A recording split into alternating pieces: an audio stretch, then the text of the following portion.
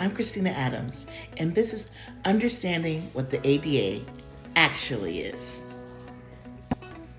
Let's start with the basics.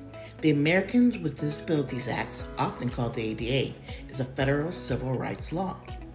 In simple terms, a civil rights law says you cannot deny someone opportunities or treat them worse just because of who they are.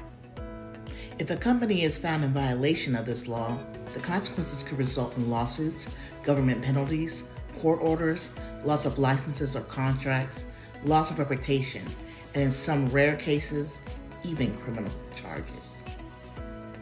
The system treats these violations seriously because they strike at the core of fairness and equal protection. So it's important that people know their rights and that companies recognize their responsibilities.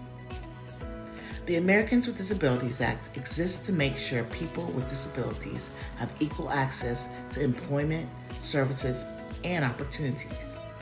As someone living with a disability, I can tell you the ADA isn't about special treatment. It's about fairness. I'm a bilateral above-the-knee amputee, and I'm also in stage 5 renal failure. Because of this, I undergo home dialysis 7 nights a week. In my case, and in the case of many others like me, the ADA helps remove barriers that have nothing to do with job performance and everything to do with access. For example, in the past, I was interested in doing some part-time work and was hired by a gas station company to cook and display its morning and afternoon snack items. When I got hired, they knew I was wheelchair bound with no legs. But when I got assigned to my store, there was a step you had to go up in order to cook the food and then back down that same step in order to place the food in the required warming bins.